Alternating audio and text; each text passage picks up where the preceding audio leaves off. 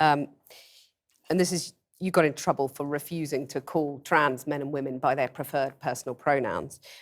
No, that's not actually true. I got in trouble because I said I would not follow the compelled speech dictates of the federal and provincial government. I actually never got in trouble for not calling anyone anything. Right. That didn't happen. You wouldn't follow the change of law, which was designed not to once it was outlaw law. discrimination. No.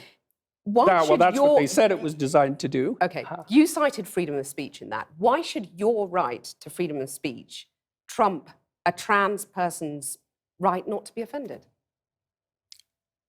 Because in order to be able to think, you have to risk being offensive. I mean, look at the conversation we're having right now. You know, like you're certainly willing to risk offending me in the pursuit of truth. Why should you have the right to do that? It's been rather uncomfortable. Well, I'm very glad I put you on the spot.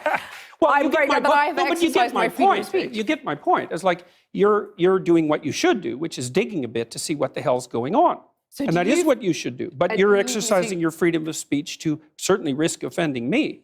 And that's fine. I think more power to you as far as I'm concerned. So you haven't sat there and... I'm just trying to work that out. I mean... Ha, gotcha. You have got me. You have got me. I'm trying to work that through in my head. Yeah. It took a while. It did, yeah. It took a while. You have voluntarily come into the studio and agreed to be questioned. Mm-hmm.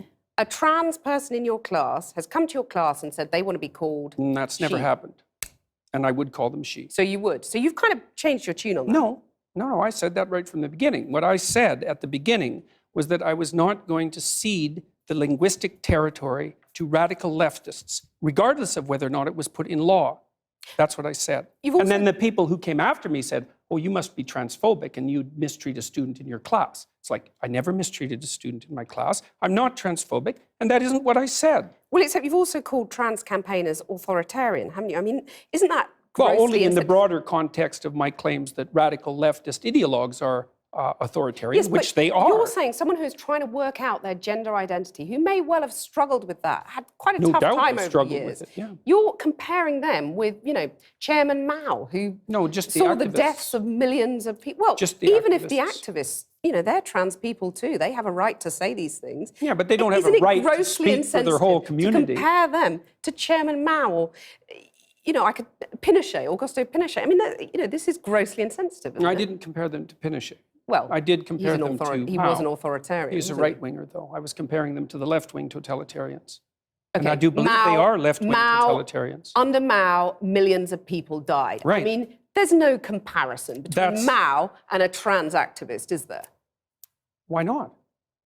Because trans activists aren't killing millions of people?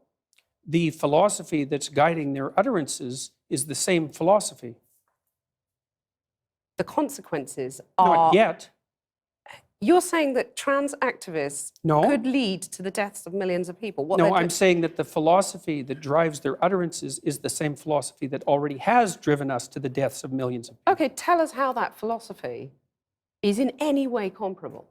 Sure, that's no problem. The first thing is that the philosophy presumes that group identity is paramount. That's the fundamental philosophy that drove the Soviet Union and Maoist China. And it's the fundamental philosophy of the left-wing activists. It's identity politics. It doesn't matter who you are as an individual. It matters who you are in terms of your group identity. You're just saying these things, though, to provoke, aren't you? I mean, you are a provocateur. I never say anything. You're like anything. the alt-right that you hate to be compared to.